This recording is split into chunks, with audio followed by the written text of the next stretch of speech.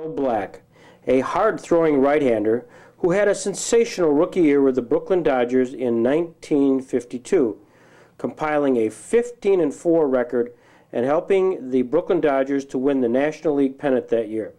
He was the Dodgers' starting pitcher in the opening game of the World Series, and the team's 4-2 victory over the Yankees made Joe Black the first African-American pitcher to win a series game. In 1952, Joe Black, a 6'3", 220-pound relief pitcher, joined the Dodgers. In his rookie year, he won 15 games, saved another 15, and won a pennant for his team. It was the only successful season Black would have in the major leagues. Like Jackie Robinson. Anybody ever said that to you? Yeah, at his funeral, lady, I was standing there, Colbert, and this lady walked by, she looked in the coffin, looked at me, looked in the coffin, said, "Who you guys fooling?" I said, "What are you talking about, lady?" She said, "Ain't no Jackie Robinson in there. You Jackie Robinson." I said, "Lady, my name is Joe Black, that's Jackie Robinson." "No, it's not. They had to go get the cops to get that lady away from there." Really? Worse, it had me a little nervous. Surprise Rookie of the Year, 15-4, I believe you were. Yeah, as a relief pitcher. As a relief pitcher, and then you come into Game 1 World Series and they want you to start. What was the background behind that? Well, see, when the Yankees and the Dodgers played, you played 7 games, 7 days. So Dresser needed a guy strong enough to pitch 3 games in 7 days, which means you pitch every 3rd day. So Erskine he didn't think was strong enough. He didn't think Rowe was strong enough. He didn't think Lowe's or Levine. He said, "You're the strongest pitcher I've got." He said, "So I'm going to start you against Boston." So I pitched against Boston the week before the season ended. I beat them and that clinched the pennant for us. And then he never said anything else. And so then we're warming up for the World Series at Yankee Stadium. And I'm in the outfield, my sweat jacket just running. And he whistled. That was his thing. He didn't call you. And he said, "Go in there and take the jacket off and come throw a few." And I was on the sideline throwing a few pitches just like you're sitting here. Oh, the reporter there, he said, "Let me see the express." So I let one go. He said, "That's my pitcher." And that's how I knew I was going to start the World Series. That day? Yeah. Were you nervous? No. It was another baseball game. See, the thing, a reporter from the New York Daily News, some of the Yankees outside in the stands watching us work out, he wanted a picture of me walking past the Yankees. And as I was walking, and I got the picture home, you heard a guy say, "Here he comes, man, you don't want to be in that picture." And you'll see guys ducking their heads, and they want to be in the picture. Now Turner, the pitching coach, he's looking straight at me. Clint Courtney is looking. Kazava, Rashi is sort of halfway ducking. I got the picture home. And so when I saw it in the big paper the next day, Joe Black walking past Yankee, and we'll start, and I saw them. I said, "Okay, tomorrow I'll give him a reason to duck."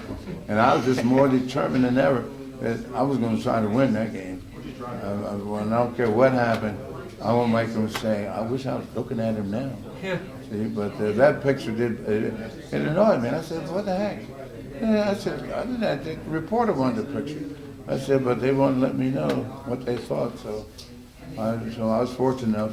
We hit 4 home runs and they hit 2, so I beat them 4-2. And then I lost the next game. I came out 1-0 in the 8th inning. Rutherford came up a run.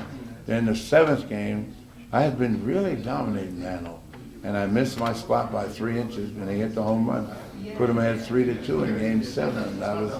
And in his book, Mantle says his most satisfying home run, right? The fool only had 500 something. Was that one he hit off me? I said, I saw him. I said, "Man, 500 something. You hit the facade in Yankee Stadium. It's not this modern Yankee Stadium. It was when that was back further." I said, "No, but Babe Ruth didn't do that. You hit one in Griffith Stadium. When it left, it was 550 feet.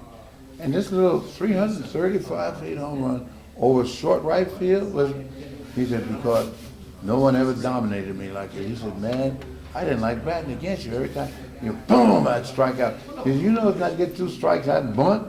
I wasn't going to let you keep striking me out." He said, "When I hit that ball over the fence," he said, "I was trotting around," I said, "I got him. I got him." I said, "You did." And so they went 4-2. But he got the home run at the right time and made him the winner. And you know, he's had a few of us, some other folks, but I just had my fun when I was a kid. I had a dream I was going to play in the World Series, and I had a dream I was going to win a game, but I was going to be the shortstop hitting a home run. But either way, both dreams came true in 1 year, so I'm happy. Did you get a sense that first game in the World Series that you were the first black pitcher? No, I wasn't the first. I was the first to win. Satchel Paige relieved for the Cleveland in '48. Newcomb pitched in '49. Henrik hit a home run off him and beat him 1-0. And then he lost the game in '49. And then '51, did Ruben Gomez? I don't think it was with the Giants. But then when I came along, it wasn't I had that many pitches again. So I was the first one to win one. Did anybody make any note of that at that time in the papers? Is that of any I don't think so. No, I wasn't a big superstar. If I'd been a big superstar, sure, they'd have done something. I was just another guy. Even now, there's no note of it. See, sometimes some of the superstars, the Hall of Famers, get angry when somebody will put in there, especially the black guy. He's the first black pitcher to start 3 games in one World Series. And they'll say, oh, no, man, Bob Gibson did it. They said, that's not what he's talking about. 3 games in 7 days. How could they do it in 3 games in 7 days? And I said, there wasn't a travel day. That really hurt me. You know, but I tell them, you don't have to be a Hall of Famer to win a game. What's your highlight? Standing at attention before the first game of the World Series in '52. Listen to Gladys Gooding singing the national anthem and look at third base, see the Yankees and all the white faces, and I look at first base, I see Charlie Dressen, Jackie Robinson, Pee-wee Reese, Duke Snyder, Roy Campanella, and I can say thank God for the United States. We do have a chance to make a dream come true, because here I am in my World Series, and that was it. The winning the game was anticlimactic, just the fact my boyhood dream had come true, that was it. Biggest disappointment? I didn't last long. I didn't. Newcomb had told me in '52, he said, you're going to have a hell of a year. He said, next year, don't let them mess with you. So now you go to spring training between a rock and a hard place. Joe, last year you had a hell of a year. We're going to make you a great pitcher. Now, if you say, hey, man, let me do my thing, they're going to say you're big-headed. So now you start listening to these fools. And before you know it, you don't remember how to pitch. They were saying, you know, if you don't learn this pitch, so they had me stepping here, then after like 2 weeks, they said it's not working out. Go back to your old way. This is 900 years later. I still don't know what my old way was. Yeah. I asked Pee-wee, I said, Pee-wee said, look like you used to tiptoe when you'd wind up. I asked Jackie said, look like I used to hunch my shoulder.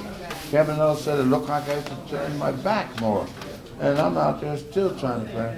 When all I had to do was say, the first year nobody but let me do my thing, where I just used to just go out and get a catcher and let him sit there and throw 20 pitches in one spot. The next day, come over this spot until I could throw as hard as I can without aiming and let that ball go. I didn't do any of that. I'm doing all of this and this. And guys, I mean, you know, you hate to go out there. I dreaded going out there. I said, these little guys are beating up on me. I mean, you had no confidence.